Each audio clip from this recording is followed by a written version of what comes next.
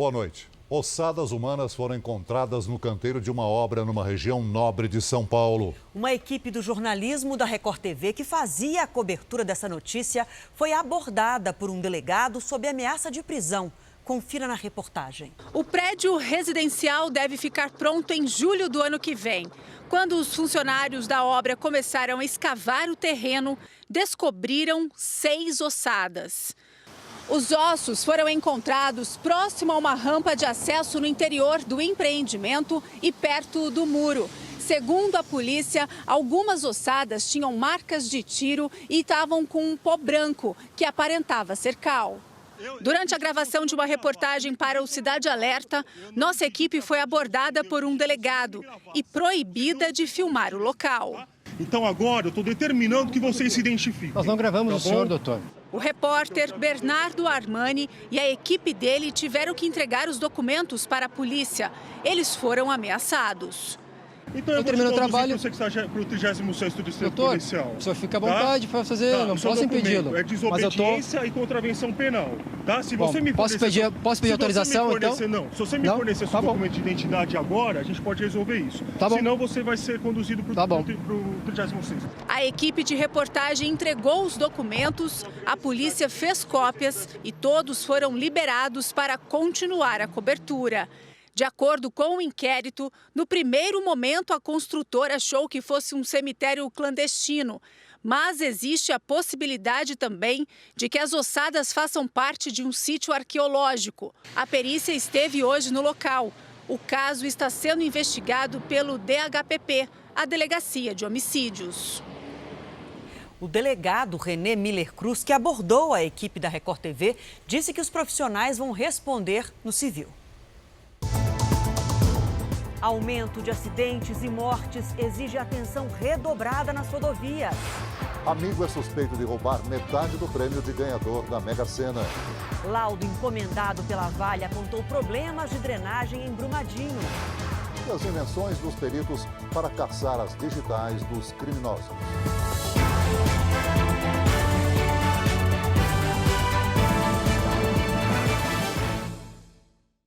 Oferecimento Bradesco em 2020. Brilhe do seu jeito.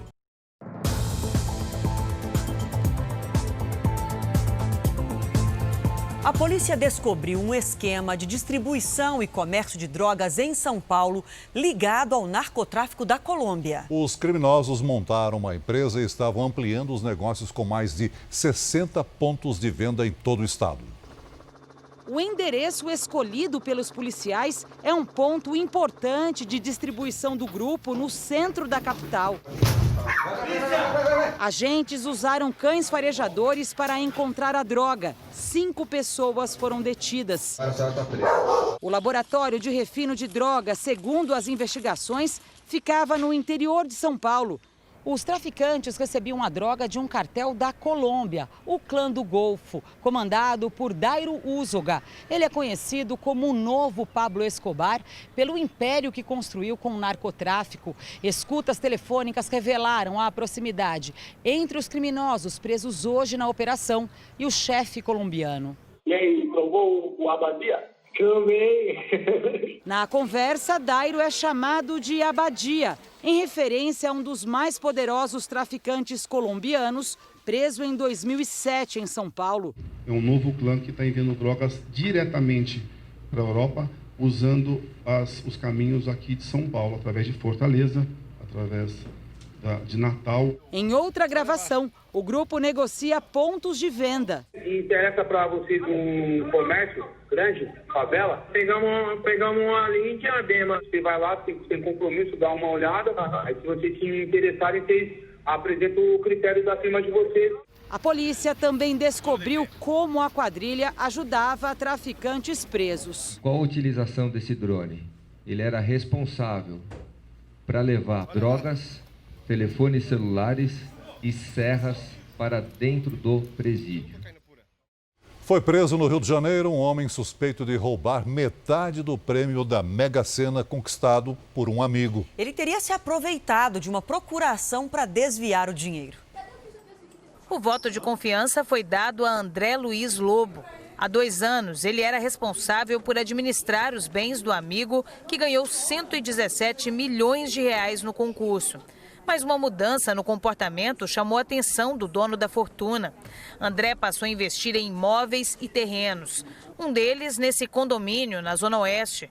Aqui ele estaria erguendo uma mansão avaliada em 4 milhões de reais. No mesmo local, uma casa comprada pelo ganhador estava sendo demolida.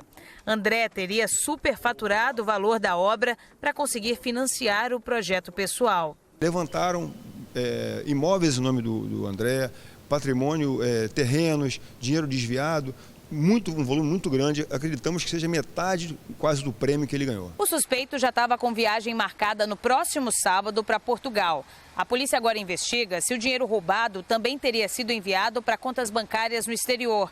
Parte do valor já foi rastreada pelos investigadores e deve ser devolvida ao dono. Os imóveis ele colocou em nome próprio ou em nome do irmão, da mulher do irmão e da sogra, que isso forma uma ocultação de patrimônio.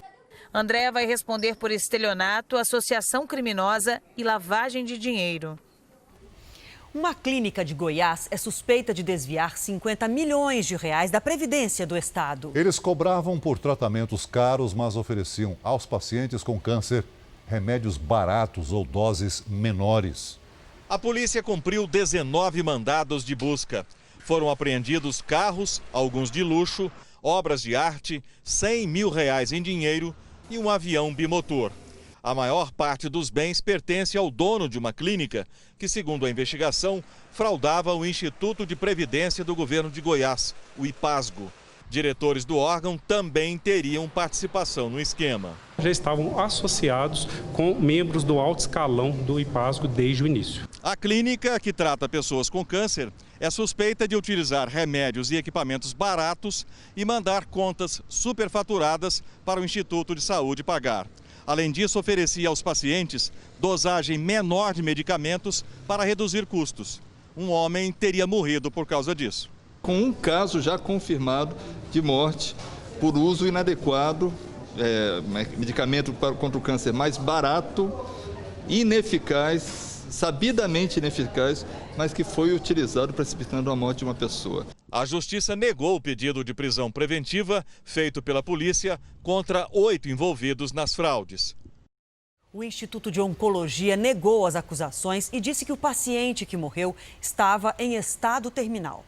O Instituto de Assistência dos Servidores do Estado diz que apoia as investigações e que os dados foram encaminhados à Controladoria Geral do Estado. O corpo de um homem foi encontrado na Grande São Paulo 15 horas depois de cair num córrego durante um temporal. Os bombeiros precisaram da ajuda de um equipamento com infravermelho para localizar a vítima. Era bem cedo quando as buscas foram retomadas. Equipes de resgate percorreram vários trechos do córrego em Vargem Grande Paulista, na região metropolitana. No fim da manhã, o corpo foi encontrado a cerca de 5 quilômetros do local do acidente. O helicóptero Águia, nos primeiros minutos de busca, com o seu equipamento de infravermelho, conseguiu localizar a vítima nesse ponto. Pedro Paulo de Queiroz Júnior, um motorista de 55 anos, estava desaparecido desde ontem à noite quando choveu forte. O estrago foi grande, com 33 quedas de árvores e 16 pontos de alagamento. Assim que terminou a chuva, Pedro Paulo atravessou esta rua. E logo no começo dessa ponte, ele escorregou nesse cano que fica exposto. Só que nesse trecho não tem uma proteção lateral. E ele não teve onde se apoiar. E caiu no córrego. A força da correnteza arrastou Pedro para longe. Desapareceu no ato. Foi embora. Minha filha falou assim, mãe do céu, não tinha como ele se salvar. Correnteza estava demais. A filha de Isolina é dona da pastelaria onde, momentos antes, Pedro gravou este vídeo e mandou para a família. Olha a chuva bem que está aqui. Todo esse problema que ocorreu com meu pai, e que levou a essa consequência, é tudo fruto de negligência. Bom, a Prefeitura de Vargem Grande Paulista afirma que o ocorrido com a vítima foi um acidente. E, segundo informações preliminares, ele optou por passar pelo local à beira do córrego, onde havia uma forte correnteza. Bom, e como a gente vê, chove bastante, mais do que o esperado no centro do país. E áreas do Nordeste sofrem uma seca que já dura mais de meio ano. Mariana, boa noite para você. Começando com a seca, onde a situação é mais crítica. Boa noite, Adriana. Boa noite a todos. No interior do Piauí e de Pernambuco. Essas regiões não recebem chuva volumosa há mais de 200 dias. Já no Sudeste e no Centro-Oeste, uma frente fria aumenta as chances de temporais já a partir das próximas horas. Os ventos podem chegar a 70 km por hora e tem alerta para granizo. Chuva fraca entre o Maranhão e o Piauí. Tempo firme no interior do Rio Grande do Sul. Vamos para as máximas. Em Rio Branco, temporais e 28 graus. Em João Pessoa, faz 32. Em Goiânia, 31 graus. E em Belo Horizonte, 27 graus, Adriana. Vamos aos pedidos? Vamos. Começando com uma cidade que tem um nome lindo. Catas Altas da Noruega, que fica em Minas Gerais, é o André, que pede tempo delivery, e o Niltenberg, de Campo Grande, no Mato Grosso do Sul, também quer saber como é que fica a previsão. Meninos, em Catas Altas e em Campo Grande, sol com pancadas máximas de 28 e 31 graus. Agora a gente lembra que você pode participar do nosso Tempo Delivery aqui no Jornal da Record. Mande suas fotos e vídeos das condições do tempo, pedidos de previsão para a sua cidade no número que aparece na tela ou também pelas nossas redes sociais com a hashtag Você no JR. Até amanhã, Adriana. A gente está de olho na hashtag. Estamos sim. Você no JR. Obrigada. Tchau, tchau. Um laudo encomendado pela mineradora Vale concluiu que a barragem de Brumadinho tinha um problema de drenagem, o que resultou num nível de água muito alto no reservatório. Segundo o estudo, a Vale sabia que havia água em excesso. Em menos de 25 minutos, o responsável pelo estudo feito por especialistas canadenses apresentou o resultado da investigação. Os técnicos estrangeiros foram contratados pela Vale para descobrir o que teria feito com que em menos de 10 segundos a barragem estourasse e em menos de 5 minutos derramasse quase 10 milhões de metros cúbicos de lama. Tudo isso sem que nenhum medidor ou equipamento de segurança acusasse o risco. Na ocasião, 257 pessoas morreram, 13 continuam desaparecidas. O laudo apresentado quase um ano depois da tragédia de Brumadinho chegou à conclusão que o material acumulado na barragem tinha comportamento frágil e que houve perda de resistência significativa e repentina. Ainda de acordo com o laudo, a falta de drenagem aumentou a pressão da água e provocou o rompimento. Segundo o estudo, o desastre foi o resultado de uma combinação de 3 fatores. A barragem era muito íngreme, estava com um volume muito alto de água, misturada a rejeitos pesados e pouco resistentes. Segundo o geotécnico canadense, o material no interior da barragem tinha deformações acumuladas ao longo do tempo e a chuva em excesso agravou o problema. O especialista disse também que a empresa sabia do excesso de água, mas a drenagem não foi suficiente. Perguntado se a Vale tomou as ações corretas para evitar o rompimento, disse que, ao que parece, a empresa não sabia da fragilidade do material acumulado ali. Mas, para esse especialista em barragens, a drenagem correta da água poderia ter evitado a tragédia. Certo que houve tempo para que essas providências tivessem sido tomadas. O que aconteceu é que talvez tenham começado a tomar essas providências tarde demais. O Comitê Judiciário da Câmara dos Estados Unidos debate nesse momento as acusações do processo de impeachment do presidente Donald Trump. A expectativa é que as acusações de abuso de poder e obstrução do Congresso sejam votadas ainda hoje e enviadas ao plenário da Câmara, onde a maioria é da oposição. Trump diz que não cometeu nenhum crime, que os argumentos são mentirosos e as acusações falsas. Se passar pela Câmara, o processo segue para o Senado, onde o Partido Republicano de Trump tem condições de absolver o presidente. Veja ainda nesta edição, mais uma vítima acusa médico do Paraná de abuso sexual. E na nossa série especial, conheça o pó à base da casca da uva, que está revolucionando a perícia em Minas Gerais.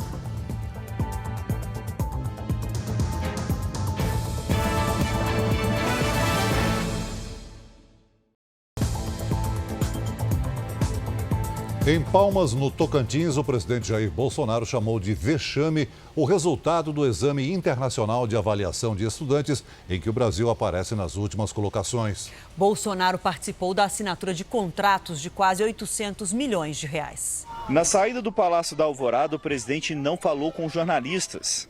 Depois, o presidente viajou para o Tocantins. Participou de evento de assinatura de contratos entre a Caixa e o governo do estado.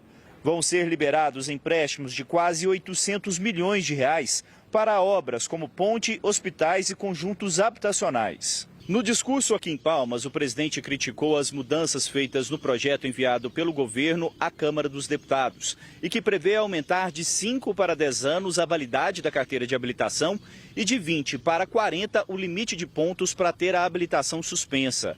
Segundo o Bolsonaro, o relator, deputado Juscelino Filho, mudou todo o texto e acatou mais de 100 emendas. O relator na Câmara mudou tudo. Incorporou 111 emendas. Fez um novo Código de Trânsito, sozinho. E o que eu queria atender, não vou ser atendido. Isso não pode acontecer.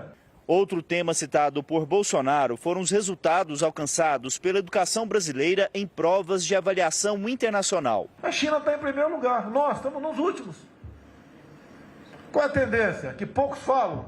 Tem vergonha de falar porque, é de respeito. Não é de respeito, é uma realidade. São melhores, vão viver melhores. Nós somos os últimos, o último aqui na América do Sul. Doutor Pacheco, temos algum prêmio Nobel no Brasil? Tem. Entre as 200 melhores universidades do mundo, tem alguma brasileira? Não tem. São vexame. Em seguida, o presidente foi para o Rio de Janeiro e retorna no fim da noite para Brasília.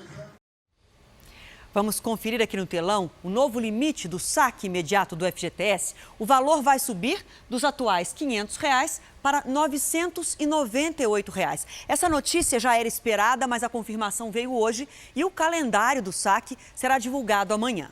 E o governo derrubou o adicional de 10% sobre o saque do FGTS, o saldo do FGTS, que as empresas pagavam em caso de demissão sem justa causa. Esses 10% iam para o governo, mas os 40% de multa que vão para o trabalhador demitido, esses continuam sem alteração.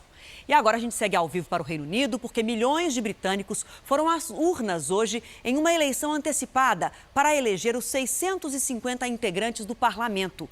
Uma pesquisa de boca de urna foi divulgada agora há pouco, direto de Londres. A correspondente Ana Paula Gomes traz as informações para a gente. Boa noite, Ana Paula. Qual o resultado aí dessa pesquisa? Boa noite, Adriana. A pesquisa aponta uma vitória do Partido Conservador do atual primeiro-ministro britânico Boris Johnson. 368 assentos contra 191 do Partido Trabalhista. Uma diferença maior do que a esperada pelo próprio Partido Conservador. Se esse resultado se confirmar, Boris Johnson terá maioria aqui no parlamento britânico, o que pode significar uma vitória dupla. Ele se mantém como primeiro-ministro e também vai ter apoio suficiente para passar o projeto de saída do Reino Unido da União Europeia, o Brexit. A data da saída é dia 31 de janeiro, Adriana. Obrigada. Veja a seguir, com mais acidentes e mortes, as estradas exigem atenção redobrada dos motoristas. Na série especial, que o carvão para churrasco, o vinagre e o carregador de celular têm a ver com a perícia. É já já.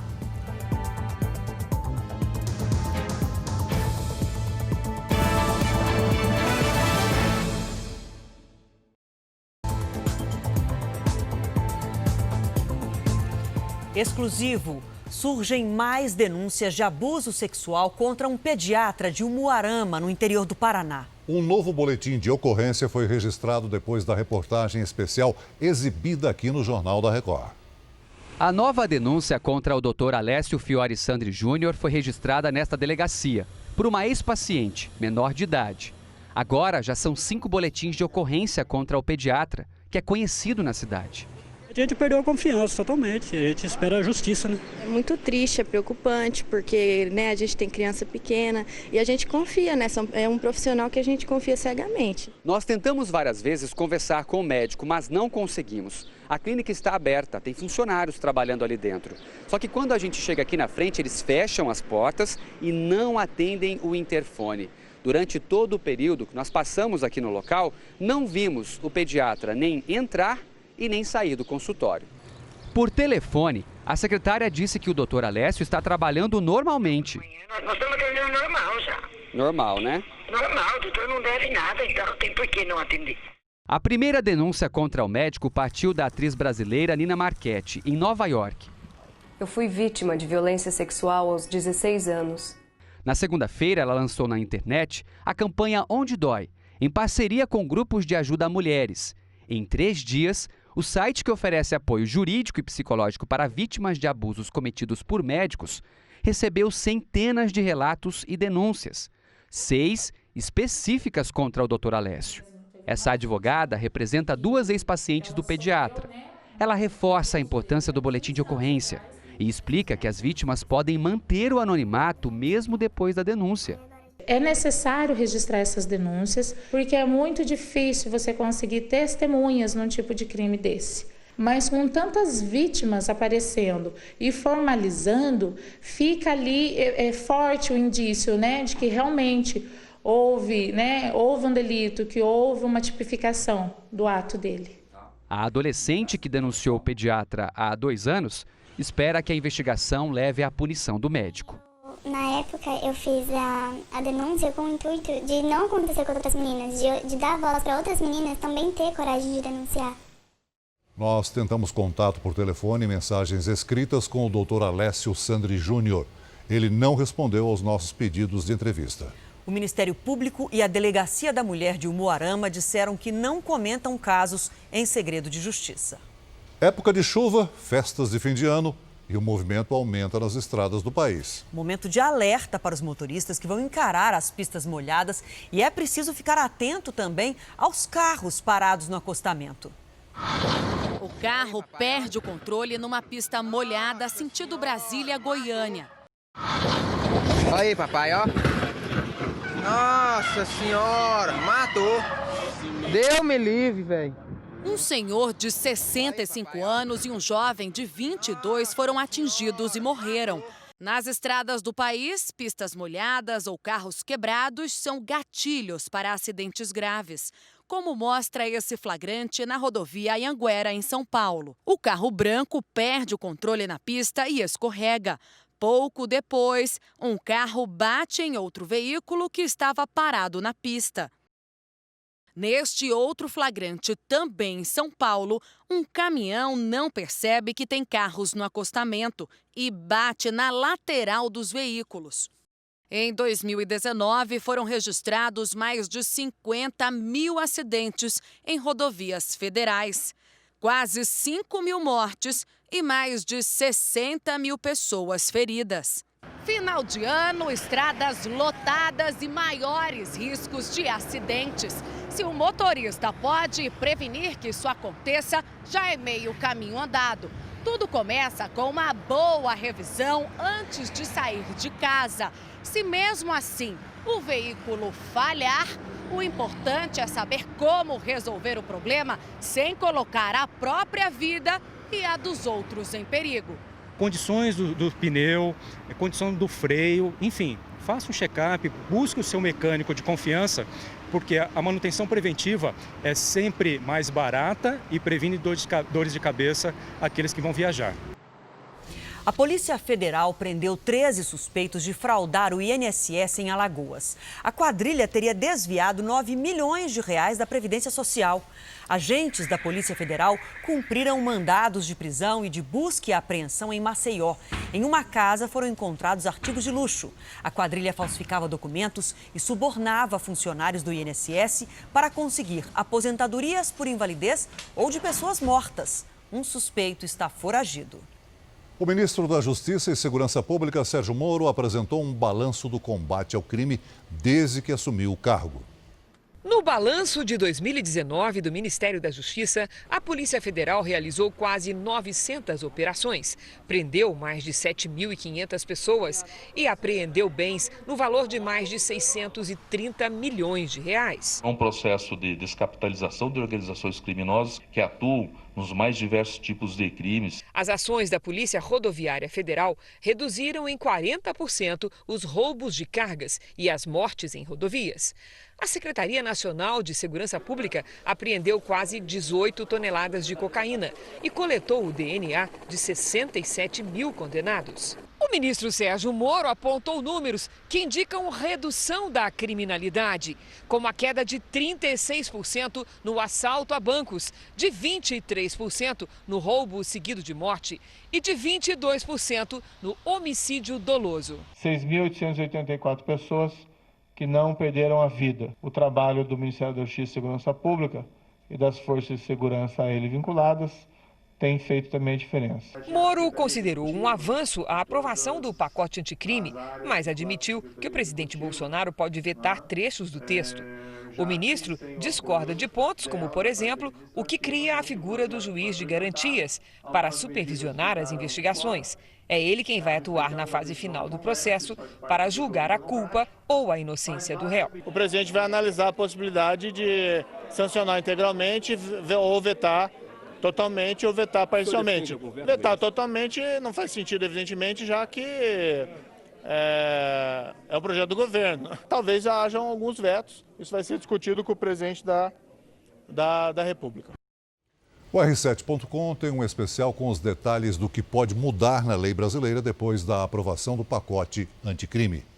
Uma mega operação da polícia americana prendeu mais de 100 pessoas envolvidas com tráfico humano, prostituição e pedofilia. A investigação registrou vários flagrantes de homens pagando por sexo com prostitutas e também menores de idade. Entre os presos, Rodney Davis, de 56 anos, segurança de um dos parques da Disney na Flórida.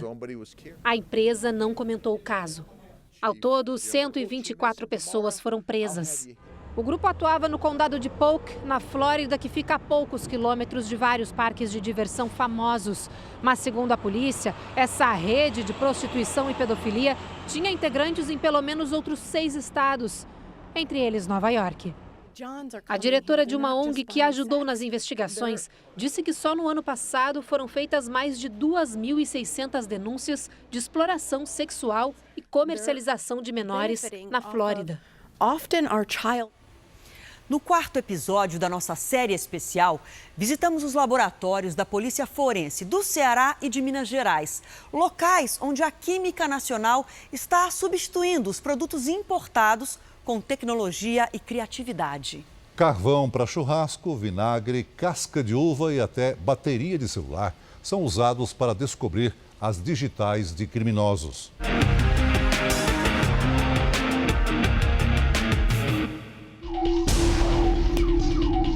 Parece roupa de ficção científica, mas é o equipamento de proteção usado pelos peritos da Polícia Federal em Minas Gerais. Na cena do crime, olhos, mãos, rosto e pele podem ser intoxicados por um inimigo invisível, os reagentes químicos usados na coleta de impressões digitais. Os nossos reagentes convencionais têm alta toxicidade. Muitos deles são cancerígenos e trazem outros problemas para a saúde.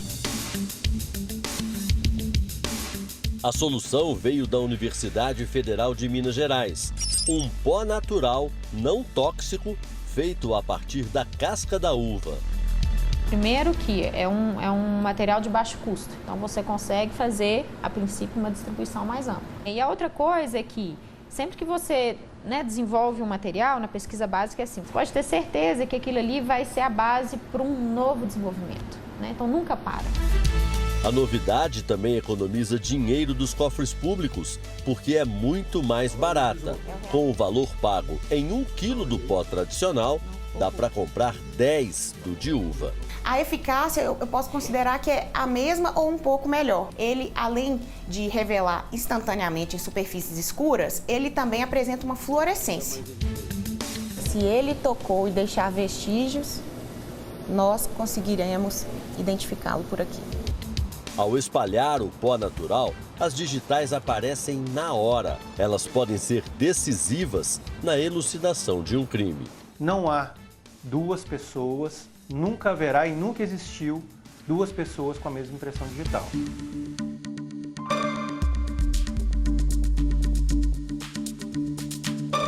Liquidificador, gesso, vinagre, carvão, carregador de celular.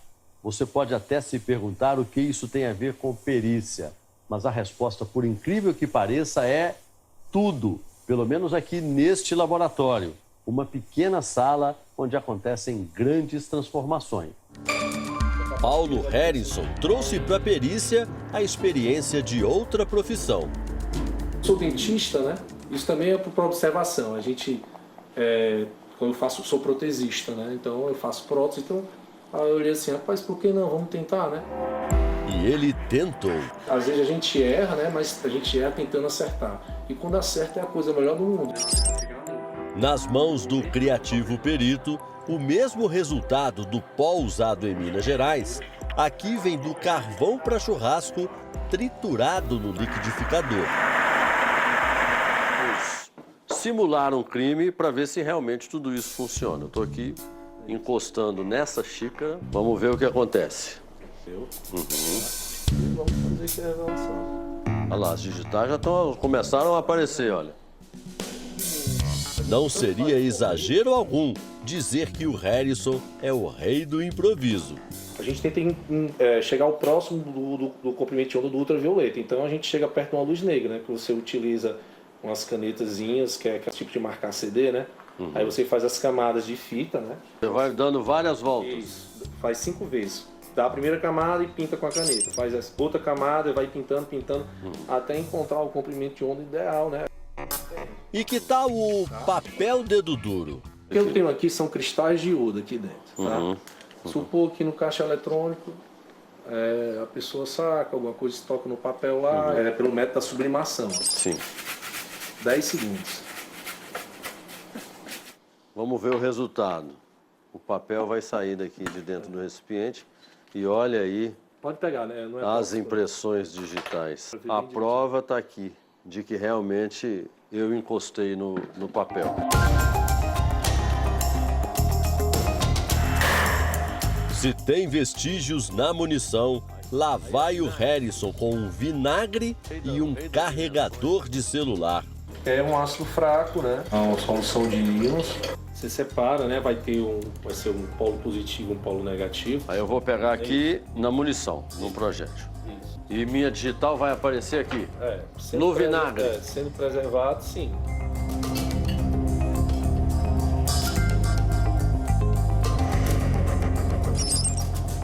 Aí apareceram as impressões digitais. Harrison, o perito com nome de artista, um criativo servidor público movido pela dúvida, a mãe do conhecimento. É a descoberta, né? Eu acho que você tendo essa curiosidade que movendo você move a ciência. O Jornal da Record termina aqui. A edição de hoje na íntegra e também a nossa versão em podcast estão no Play Plus e em todas as nossas plataformas digitais. E à 00:30 tem mais Jornal da Record com o Sérgio Aguiar. Fique agora com a novela Amor Sem Igual. A gente volta a se encontrar amanhã aqui no JR. Até lá. Boa noite e até amanhã.